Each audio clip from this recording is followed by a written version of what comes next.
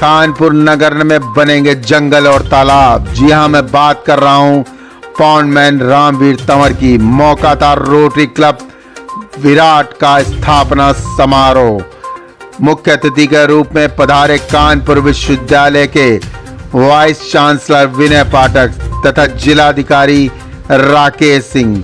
बदलने जा रही है शहरों की तस्वीर। शहर होगा हरियाली और पानी से भरपूर। मिलेगी ऑक्सीजन, धरती का घटेगा तापमान।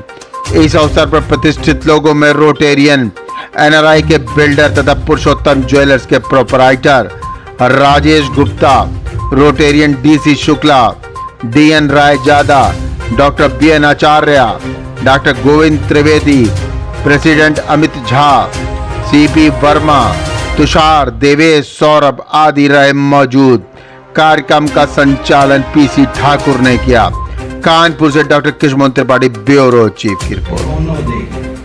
तो जितने लोग यहाँ बैठे हैं और हर व्यक्ति, अगर वाकई देखिए, हर व्यक्ति का जन्म कितने पुण्य प्रताप के बाद, कितने पूर्वजों के इतने ज्यादा संकल्पों के बाद, उनकी अभिलाषाओं के बाद और कितनी योनियां भ्रमण करने के बाद मानव जन्म होता है।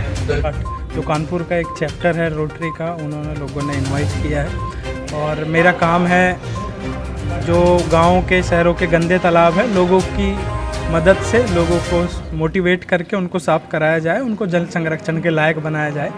और रोटरी क्लब भी, मुझे बड़ी खुशी है कि रोटरी क्लब भी इस मुहिम में जुड़कर बहुत सारे तालाबों को साफ़ करने जा रही है। इसके लिए जिलाधिकारी कानपुर और पूरा प्रशासन उनके साथ है।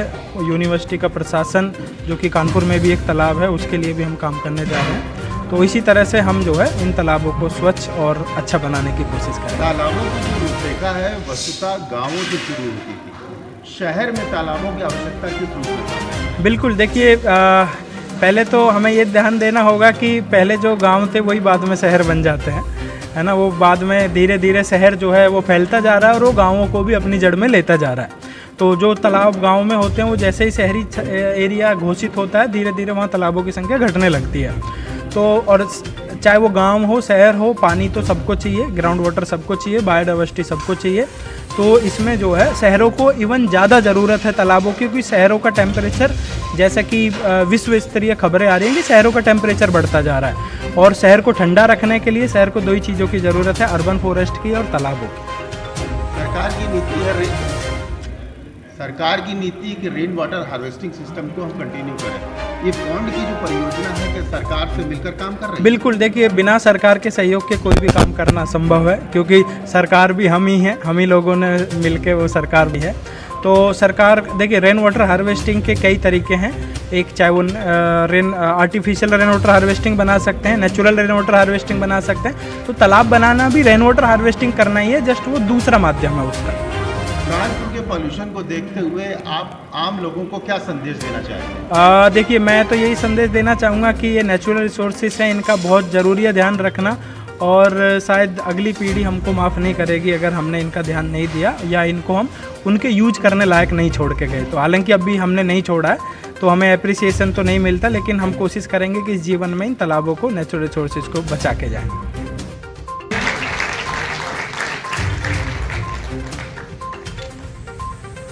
करेंगे तंवर जी की लीडरशिप कर दिया है, जंगल को काट के ही हमने लगाया। दूसरा, जैसे जैसे शहर बनता चला जाता है, वहाँ से तालाब खत्म होते चले जाते हैं। अब कोई सा भी शहर उठा के देख लीजिए, चाहे कानपुर हो, नोएडा हो, दिल्ली हो, वहाँ जैसे डेवलपमेंट हुआ वहाँ से तालाब गायब, वहाँ पर टेम्परेचर बढ़ने लगता है। ये उसका एक कारण है।